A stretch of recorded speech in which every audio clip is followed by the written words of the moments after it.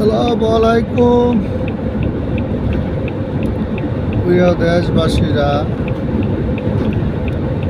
আপনাদেরকে একটু বিনোদন দেওয়ার জন্য গাড়ি ড্রাইভিং কীভাবে করতে হয়, কীভাবে গাড়ি চালাতে হয় ওইটা একটু দেখাবার জন্য আমরা ঢাকা টাঙ্গাইল হাইওয়ে রাস্তা 4 লাইন, এই রাস্তার মধ্যে আজকে আমরা এই পাশের গাড়ি ওই পাশে আসতে পারে না, মাঝখানে ডিভাইডার আছে।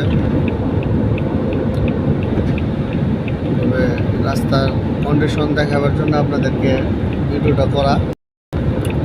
এরকম রাস্তা হইলে ড্রাইভারদের জন্য সুবিধা, যাত্রীদের জন্য সুবিধা, পথচারী লোকের জন্য সুবিধা। ফুট ওভার ব্রিজ করে দিছে, নিচ দিয়ে মানুষ যা, এই যে একটা ফুট ওভারের ব্রিজ আছে, ওইটা নিচ দিয়ে রিক্সা, মানুষ, ছোটো ছোটো যানবাহন যাওয়া যায়। এই যে এই ফ্লাইওভারটা, যে ছোট্ট একটা ফুট ওভার ব্রিজ, বোঝা যায় না এটা কি রাস্তা না ওভার ব্রিজ না রাস্তা। এরকম প্রত্যেকটা বাজারের মধ্যে এরকম ফুট ওভার ব্রিজ করে দিলে নিচ দিয়ে আসা যাওয়া করবে গাড়ি, এই পারের গাড়ি ওই পারে যাবে, সমস্যা নাই। তাহলে মানুষের রাস্তার মধ্যে আর আসবে না।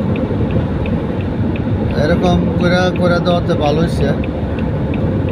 যে ইঞ্জিনিয়ারিং করছে ইঞ্জিনিয়ারকে ধন্যবাদ, আর যে ওটা কার্যকর করছে তাদেরকে ধন্যবাদ। এভাবে এই রাস্তাটা আমি জানি, যেটা এই রাস্তাটা টাঙ্গাইল থেকে আপনার মদনপুর, নারায়ণগঞ্জ, মদনপুর পর্যন্ত এই রাস্তাটা এরকম হয়ে যাবে, চলমান আছে। বগুড়া বাইপাস থেকে রাস্তার কাজ চলতেছে মিরের বাজার উপর দিয়া, ফ্লাইওভারও হয়ে গেছে, 2টা না 3টা আছে, ফ্লাইওভারও হয়েছে ছোটো ছোটো।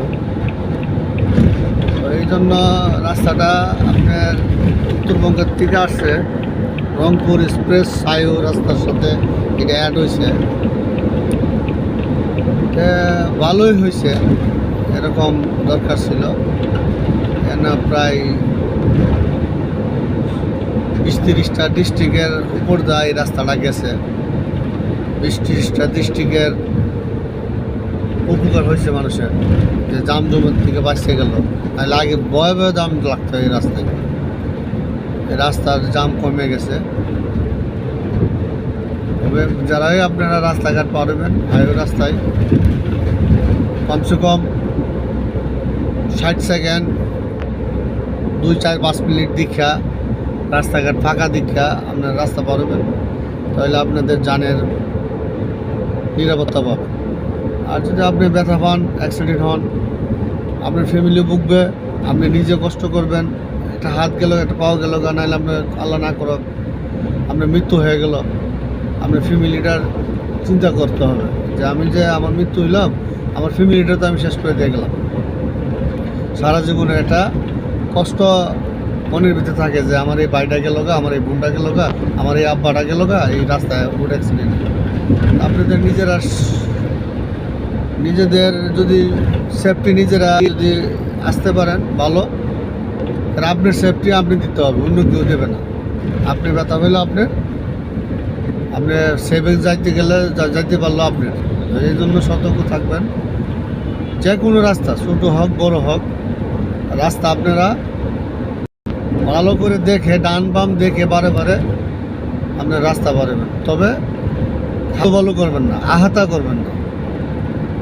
কমসে কম একটা ড্রাইভারের 5-6 সেকেন্ড লাগে একটা গাড়ি ব্রেক করতে।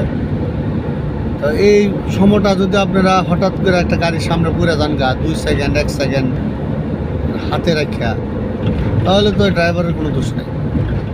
কমসে কম আপনি 30 সেকেন্ড 60 সেকেন্ড হাতে রাখা ভালো করে দীক্ষা রাস্তা পারবেন, তাহলে অ্যাক্সিডেন্ট থেকে বাঁচা থাকবেন, ড্রাইভারের উপর তা অপবাদটা আসবে না। এই জন্য আপনাদেরকে ধন্যবাদ। আসসালামু আলাইকুম রহমতুল্লাহি ওয়া বারাকাতুহু।